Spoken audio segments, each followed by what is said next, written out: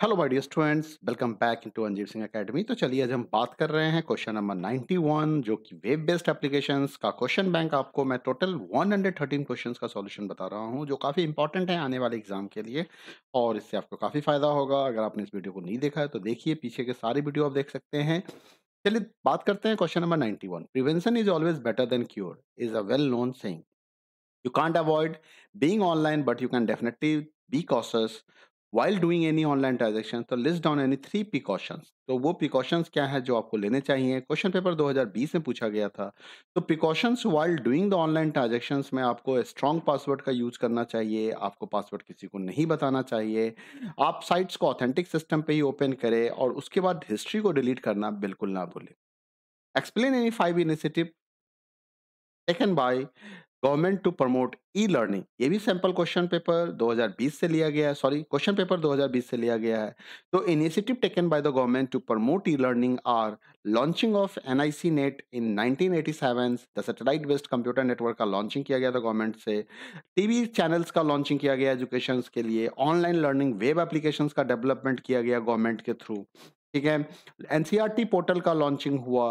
ये सारे initiative governments के थ्रू लिए गए। Books and questions paper digital format में प्रोवाइड किए जाने लगे। तो these are the some initiative taken by the government to promote e learning.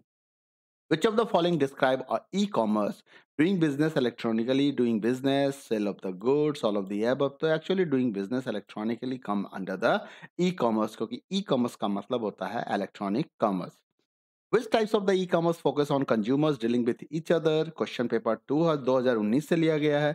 तो हमने पहले भी आपको बताया था कि अमेजन, फ्लिपकार्ट ये कैसे टाइप के ई कॉमर्स हैं।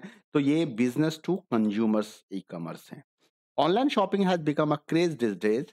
वराइट टू बेनिफिट्स ऑफ इट। इसके दो बेनिफिट्स आपको बताने हैं और एक वन पॉपुलर शॉपिंग वेबसाइट्स का नाम बताना है। क्वेश्चन पेपर 2019 से लिया गया क्वेश्चन है। Online shopping is useful in many situation.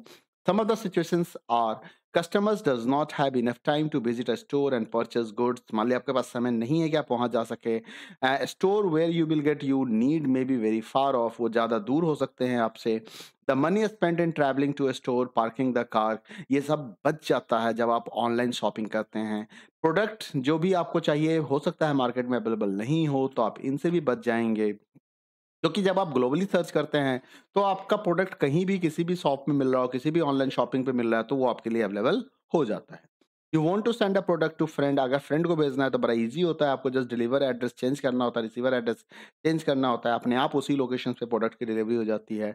आपके पास टाइम अगर नहीं है, शॉपिंग आवर्स नहीं है, तो आप घर बैठे, ऑफिस में बैठे, कहीं भी किसी भी टाइम पे आप जाके शॉपिंग कर सकते हैं। ऑनलाइन शॉपिंग में कोई फिक्स आवर नहीं होता। ऐसा नहीं कि सुबह के 8 से शाम के 6 बजे तक की शॉपिंग होगी। Any time you can do this shopping. तो ये एडवांटेज मिल जाता है आपका। Online shopping also has bargain offers for the customers delight, है ना। आपको बार्गेनिंग की फैसिलिटी भी मिल जाती है। रिव्यू की फैसिलिटी भी आपको मिल जाती है यहाँ से।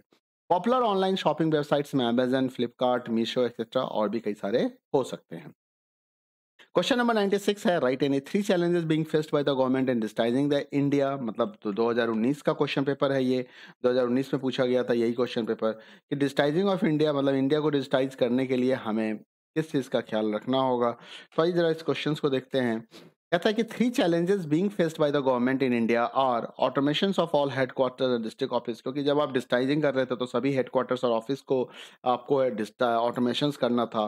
गवर्नमेंट वेब पोर्टल का लॉन्च करना ये भी उनके लिए एक चैलेंज था। अवेयरनेस सिटीजन्स ऑफ इंडिया को अवेयरनेस प्रोवाइड करना ये भी चैलेंज था। आईसीटी कैसे यूज होगा सिटीजन ऑफ इंडिया को, इसके बारे में बताना ये भी एक चैलेंज में आता है।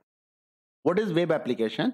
Explain the different phases involved in the web application development. Question paper 2019 से लिया गया क्वेश्चन है। तो वेब एप्लीकेशन क्या है? एक प्रोग्राम है जिसमें कि हम जो रिमोट सर्वर पे स्टोर होता है और ऑनलाइन हम उसको यूज करते हैं। ठीक है, इंटरनेट के थ्रू, वेब ब्राउजर के थ्रू हम उसे एक्सेस करते हैं।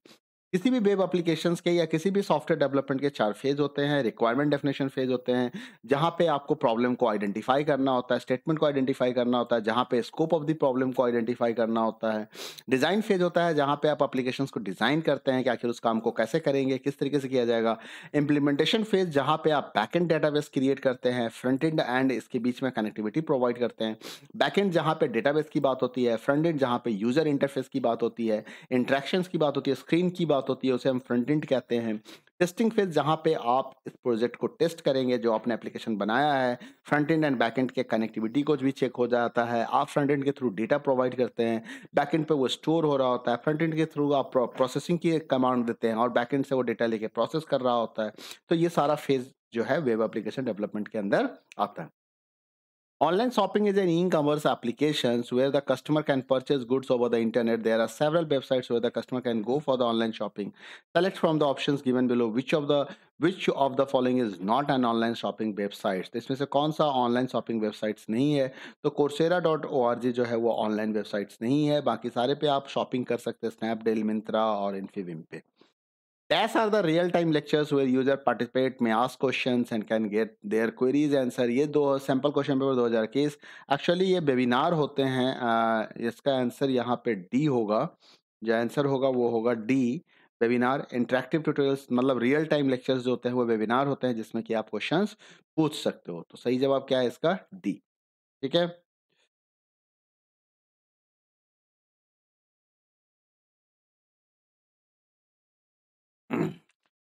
Question number 100 जो है, there are four main phases of development app web application project। Statement 1, the scope of the application decided in the first phase। ठीक बात है, सही है। True statement है। The data connectivity is established between the front and back end in the implementation phase। ये भी statement true है। तो यहाँ पे क्या हो गया? Only statement 1 is correct, 2 is correct, 1 and 2 are correct। तो यहाँ पे दोनों ही statement correct है। मिलते हैं अगले वीडियो में, जो लास्ट वीडियो होगा इस web application web based applications के क्वेश्चन बैंक का। तब तक अपना ख्याल रखें। वीडियो पसंद आया तो लाइक करें, शेयर करें। चैनल सब्सक्राइब नहीं किया तो सब्सक्राइब कर लें। Thank you, bye bye, take care.